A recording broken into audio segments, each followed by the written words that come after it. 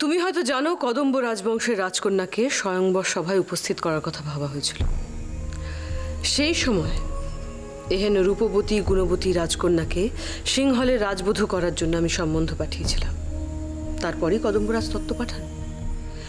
সেই তত্ত্ব গ্রহণের মাধ্যমে সিংহল রাজ উপতিষ্য এই বিবাহ প্রস্তাব গ্রহণ করেন।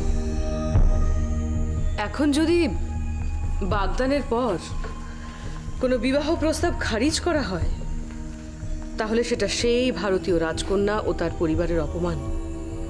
কোনো রাজ পরিবার কি এই অপমান মেনে নিতে পারে? আর তুমি নিশ্চয়ই জানো, বকাটক আর শক রাজবংশ কদম্ব রাজবংশের মিত্র রাজ্য।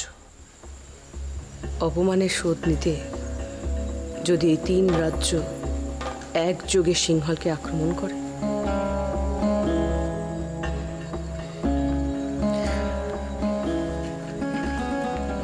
এবার তাহলে তুমি বলো মহানামা, উপতিষ্য কি করবে? সে কি তার রানীর কাছে প্রতিজ্ঞাবদ্ধ থাকবে, নাকি সিংহলকে বাঁচাবার চেষ্টা করবে?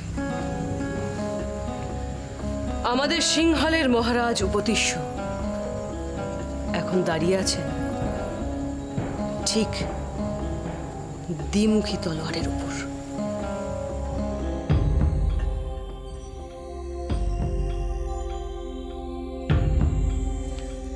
বৌরানী, আমার এত বড় একটা সর্বনাশ করে তুমি কি পেলে বৌরানী? কি যশোধরা, কি হয়েছে? কি হয়েছে? এত বড় একটা সর্বনাশ হয়ে যাওয়ার পর তুমি জিজ্ঞেস করছো কি হয়েছে? তুমি কিচ্ছু জানো না। তোমাকে এত উত্তেজিত লাগছে কেন? তুমি কি বলছো? আমি তো কিছুই বুঝতে পারছি না।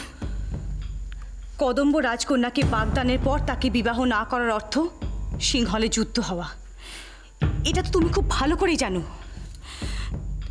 আর আমার স্বামী প্রতিরক্ষা মন্ত্রকের দায়িত্বে থাকায় এই যুদ্ধে তাকে এক বিরাট দায়িত্ব নিতে হবে। কিন্তু সিংহলের সঙ্গে কদম্বের যুদ্ধ হওয়ার ফলে কি ঘটতে পারে তা তুমি ভেবে দেখেছো একবারও? শুনেছি কদম্ব অত্যন্ত শক্তিশালী একটা রাজ্য, আর কদম্বের সঙ্গে যদি শক বকাটক এই দুই রাজ্য মিলিত হয়, তাহলে সিংহলকে ধ্বংসের হাত থেকে কেউ বাঁচাতে পারবে? যশোধরা, তুমি শান্ত হও। ঈশ্বর আছেন, উনি নিশ্চয়ই এর একটা বিহিত করবেন। দেখো। শান্ত হব? তুমি কি করে বলছো বৌরানী? আমার স্বামীকে তো তুমি ভাই বলে রাখো। আজ যদি এই যুদ্ধে আমার স্মৃতি সিঁদুর বলে দিতে হয়। যশোধরা, এসব কি বলছো তুমি? এরকম অলক্ষণে কথা কখনো মুখে আনবে না। ঈশ্বর, ওকে ক্ষমা করে দিও, না বুঝে বলে ফেলেছে। আর কতজনের জন্য তুমি ঈশ্বরকে ডাকবে বৌরানী? হাজার হাজার নারী স্মৃতি সিঁদুর নিয়ে তুমি খেলা করছো। কি বলছো কি তুমি? ঠিকই বলছি আমি। তুমি একবারও ভেবে দেখেছো যে হাজার হাজার নারী স্বামীরা যুদ্ধ করতে যাবে, তারা কেউ তোমাকে কোনোদিন ক্ষমা করবে? আর না জানি আমার ভবিষ্যতে কি লেখা আছে। এই সব কিছু তোমার জন্য। আর যদি তুমি খনাকে শিখিয়ে পড়িয়ে দাদাকে দাবা খেলার মাধ্যমে বিবাহটা বন্ধ না করাতে, তাহলে কিন্তু তোমাকে আমাকে কাউকে এই সর্বনাশটা দেখতে হতো না।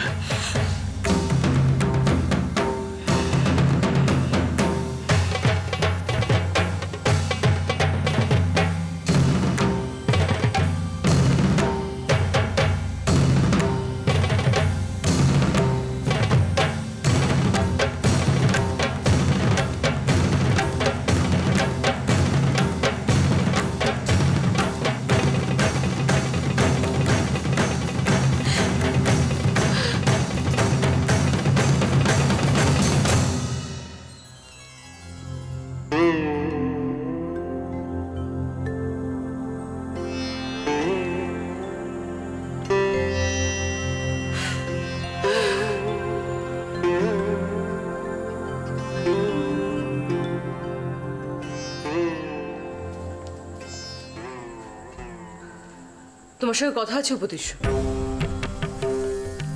হ্যাঁ বলুন দিদি। দাবা খেলার নামে তোমরা যে প্রহসনটা করলে তা নিয়ে আমি কিছু বলতে চাই না, কিন্তু দিদি আপনি কি বলছেন? ঠিকই বলছি। গোটা ঘটনাটা যে তোমার ইচ্ছা অনুযায়ী হয়েছে সেটা আমি বেশ ভালো করে বুঝতে পারছি। আপনি ভুল করছেন দিদি, এই বিষয়ে আমি কিচ্ছু জানতাম না। খনা আমাকে দাবা খেলতে বললো, আর তারপরে যা যা ঘটলো আপনাদের সামনে ঘটলো। তো এই বিবাহটা বন্ধ হওয়ায় তুমি যে খুশি হয়েছো সেটা আশা করি অস্বীকার করবে না। উপতিষ্য, তোমরা হাজার ভুল করলেও আমি পরিবারের জ্যেষ্ঠা হিসেবে তোমাদের কোনো ক্ষতি হতে দিতে চাইতে পারি না, সে তোমরা আমার যত নিন্দেই করো না কেন। এ কি বলছেন দিদি? আমি জানি আপনি আমাদের সর্বদা মঙ্গল কামনাই করেন। দেখো ঈশিকা, এখন তুমিও যদি এভাবে ভেঙে পড়ো তবে তো আমি আর কি করতে পারি বলতে পারিস? তুই তো সব জানিস। খনা, আমি কি তোমাকে তোমার বাবার সঙ্গে দাবা খেলতে শিখিয়েছিলাম? ঐশিকা সত্যি কথাটা কিন্তু সবাই জানে। এখন কেউ যদি অন্য কোনো কথা বলে থাকে তবে তাতে সত্যিটা তো বদলে যায় না। কিন্তু যশোধরা আমাকে কত বড় কথা বলে গেল বলতো। জয়দ্রথ তো আমারও ভাই, আমিও তাকে ভালোবাসি। আমি কি পারবো ওর কোনো ক্ষতি করতে? ঐশিকা, এই মুহূর্তে কিন্তু এখানে প্রত্যেকে নিজেদের স্বার্থ রক্ষার কথাই ভাবছে। তোমার মতো সকলের কথা কে ভাবে? তাই বলছিলাম, অন্যের কথায় তুমি কিন্তু প্রভাবিত হও না। মা, তুমি কেঁদো না। তুমি কাঁদলে আমার খুব কষ্ট হয়। দেখো রানী, মহারাজের এই বিবাহ না করার সিদ্ধান্তটা কিন্তু একান্তই নিজস্ব। সত্যি যদি আজ উনি এই চূড়ান্ত সিদ্ধান্তটা না নিতেন তবে কি আমরা সেই সিদ্ধান্ত বদলাতে পারতাম? তিনি যদি সত্যি বিবাহ করতেন, আমরা সেই বিবাহ বন্ধ করতে যেতাম? মা, আমি বুঝতে পারিনি। বাবার সঙ্গে দাবা খেলে বিবাহটা বন্ধ করেছি বলে তোমাকে এত কথা শুনতে হবে। তুমি আমায় ক্ষমা করো মা। আমি যদি আগে বুঝতাম তাহলে কখনো বাবাকে বলতাম না দাবা খেলতে।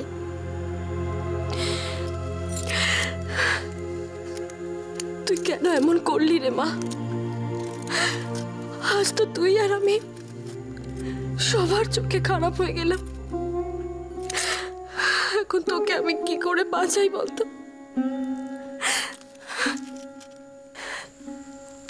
খনা, আমার সোনা মা, না না,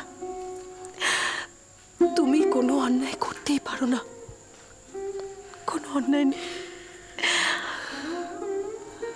মানুষের মনের জটিলতা তুমি কেমন করে বুঝবে সোনা? তুমি যে ফুলের মতোই নিষ্পাপ। কাঁদে না খনা, তুমি কোনো অন্যায় করনি। আমার খনা কোনো অন্যায় করতেই পারে না। তাই তো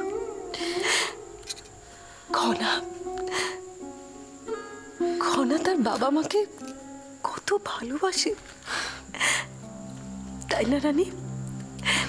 সব সময় খনা ওর বাবা মায়ের উপকার করে। তোর মনে আছে গৌরকি, বিভীষণ উৎসবের সময় খনা কেমন করে ওর বাবাকে রক্ষা করেছিল? হ্যাঁ, আর এই তো সেদিন খনা দিবারাত্র সেবা করে মহারাজকে সারিয়ে তুলেছিল। না না খনা, তুমি এভাবে ভেঙে পড়ো না সোনা। তুমি তো কত সাহসী মেয়ে। তুমি যদি এভাবে ভেঙে পড়ো, বলো তো আমাদের কে সাহস দেবে? কাঁদিস না মা, কাঁদিস না। তুই কাঁদলে যে আমারও বুকটা ফেটে যায় সোনা।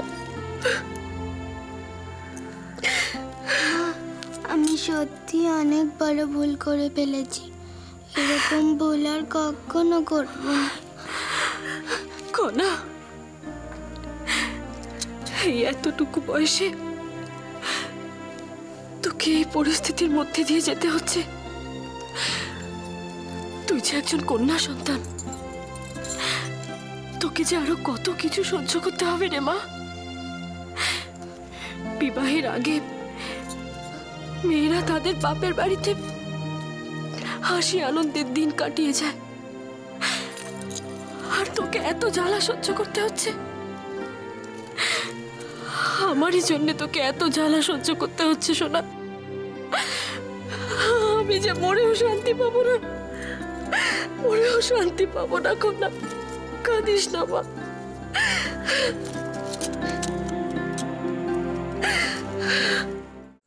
তোমাকে একটা গুরুত্বপূর্ণ বিষয় মনে করে দিতে চাই। এসব খেলাধুলো তো যথেষ্ট হলো। তোমার এবার বোঝা উচিত যে ক্রমশ সময় অনেকটা অতিবাহিত হয়ে যাচ্ছে। কদম্ব রাজপরিবার এখনো কিন্তু কোনো সংবাদ পায়নি। এতক্ষণে তারা নিশ্চয়ই দুশ্চিন্তা শুরু করে দিয়েছেন। কিন্তু দিদি, উপদেশ্য, খনা ছেলে মানুষ, তার সাথে ছেলে মানুষই খেলায় যোগ দিয়ে তুমি কিন্তু খুব একটা বিচক্ষণতার পরিচয় দাওনি। তোমার এই সিদ্ধান্তে কদম্বরাজ মোটেই খুশি হবেন না। তুমি নিজে একজন পরিণত বয়সের মানুষ, তুমি একটা দেশের রাজা, এক কন্যাকে নিয়ে তুমি দীর্ঘদিন সংসারও করেছ। সুতরাং ধরে নেওয়া যেতে পারে যে সামাজিক এবং সাংসারিক দুই বুদ্ধি তোমার রয়েছে। এক রাজকন্যাকে বাগদান করে তাকে গ্রহণ না করার অর্থ নিশ্চয়ই তোমাকে আর বুঝিয়ে বলতে হবে না। তুমি যে সমস্যাটা সৃষ্টি করলে সেটা এখন আর শুধুমাত্র সিংহলের সমস্যা নেই উপদেশ্য, দুটো আলাদা রাষ্ট্রের সমস্যা হয়ে দাঁড়িয়েছে তোমার সিদ্ধান্ত। কদম্ব রাজকন্যা এবং তার পরিবারের অসম্মান, এই ঘটনার ফলাফল একটাই, সরাসরি কদম্ব রাজ্যের সঙ্গে শত্রুতা করা। এর ফলে যুদ্ধ বিগ্রহ যাই হোক না কেন, এর ফলাফল দুই রাজ্যের পক্ষে যথেষ্ট ক্ষতিকর। অযথা যুদ্ধের মাধ্যমে দুই দেশেরই প্রচুর লোক ক্ষয়, অর্থ ক্ষয় হবে, আর সিংহলের ধ্বংস তো সুনিশ্চিত।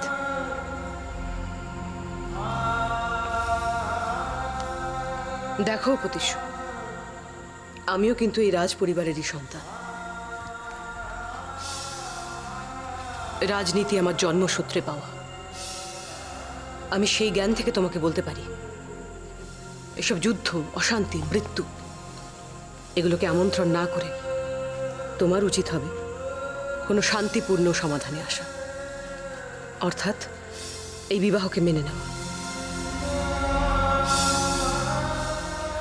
উপদেশ্য, একমাত্র তুমিই পারো এই শুভ কাজটার মাধ্যমে দুই রাজ্যের মধ্যে প্রীতির বন্ধন সৃষ্টি করতে। একমাত্র এই শুভ কাজই পারে যুদ্ধের মতো অশুভ ঘটনাকে দূরে সরিয়ে রাখতে। আমি তোমার দিদি, আমি তোমায় কোনো কুপরামর্শ দেব না। তুমি এই বিবাহ প্রস্তাব গ্রহণ করে বিবাহের জন্য প্রস্তুত হও।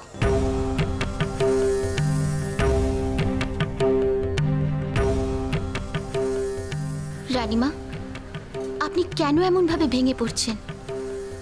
আর এসব যা কিছু হচ্ছে তাতে আপনার কি বা করার আছে? তাই তো। আর তাছাড়া এতদিন আপনি যা কিছু করেছেন সব তো সাধারণ মানুষের ভালোর কথা ভেবেই করেছেন, নিজের স্বার্থের জন্য তো কিচ্ছু করেননি। তা না হলে কেউ এমন হাসি মুখে নিজের স্বামীর দ্বিতীয় বিবাহর প্রস্তাব মেনে নেয়? দেখুন রানীমা, আপনি আপনি শুধু সিংহলের রাজমহিষীই নন, বরং আপনি আমাদের সকলের খুব কাছের রানীমা, যিনি আমাদের সাথে খুব সহজ সরলভাবে মেশেন, সাধারণ মানুষের কথা ভাবেন। নিজের সামাজিক সম্মানের কথা ভেবে আপনি কোনো দিন দূরে সরে থাকেননি। এই তো সেদিন নিজে হাতে রান্না করে আমাদের সকলকে খাওয়ালেন।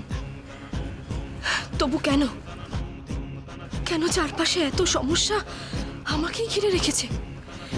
একটার পর একটা বিপদ। নিজের মনকে শক্ত করুন রানীমা। এমনভাবে ভেঙে পড়বেন না। আপনি একজন খুব ভালো মানুষ। আপনার মতো মহিয়সী নারী সত্যি আমি দেখিনি। ঈশ্বর আপনার কখনো কোনো ক্ষতি করবেন না। আসলে রানীমা, বিপদ আপদ সমস্যা এইসব মানুষের জীবনে বর্ষার মেঘের মতো আসে। বজ্র বিদ্যুৎ বন্যা এই সব কিছুর পর যখন শরৎ ঋতু আসে আশ্বাস নিয়ে, ঠিক তেমনই এই সব কিছু সাময়িক। এই সব খুব তাড়াতাড়ি শেষ হয়ে যাবে। দেখুন রানীমা, ঈশ্বর নিজের প্রিয় মানুষকে কোনো উপহার দেওয়ার আগে তার পরীক্ষা করে নেন, ভালো করে দেখে নেন ওই উপহার পাওয়ার যোগ্যতা তার আছে কিনা। হয়তো অদূর ভবিষ্যতে আপনার জন্য কোনো সুন্দর মুহূর্ত অপেক্ষা করে রয়েছে, তাই জন্যই হয়তো এই সমস্যার দিনগুলো আপনাকে পার করতে হচ্ছে। রানীমা, ফুলের কাছে পৌঁছতে গেলে তো কাঁটার আঘাতটা আপনাকে সইতেই হবে।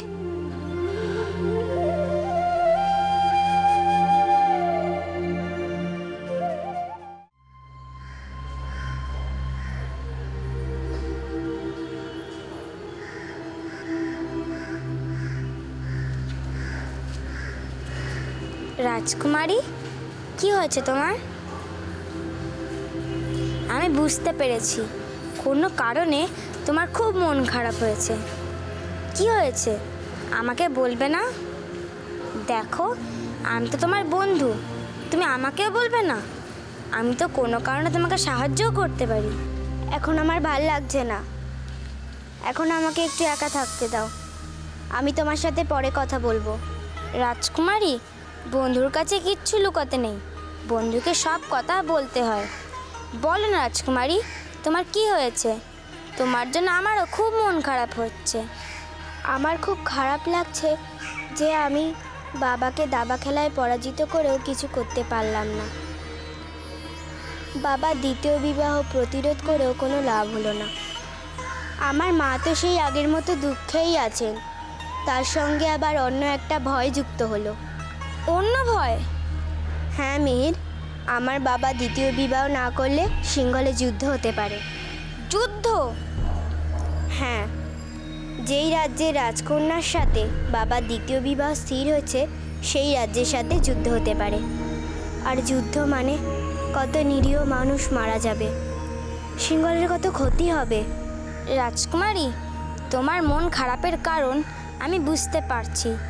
তোমার মার জন্য তোমার খুব দুঃখ হচ্ছে জানি, কিন্তু সিংহলের এইসব যুদ্ধের ব্যাপারের জন্য তো বড়রা আছেন, তুমি তো অনেক ছোট। দেখো মিহির, আমি রাজকুমারী, আমাকে সব কথাই ভাবতে হবে। দেশের কথা, আমার মায়ের কথা, সব আমাকে দেখতে হবে যাতে আমার মাতৃভূমির কোনো ক্ষতি না হয়, মায়েরও যাতে কোনো ক্ষতি না হয়।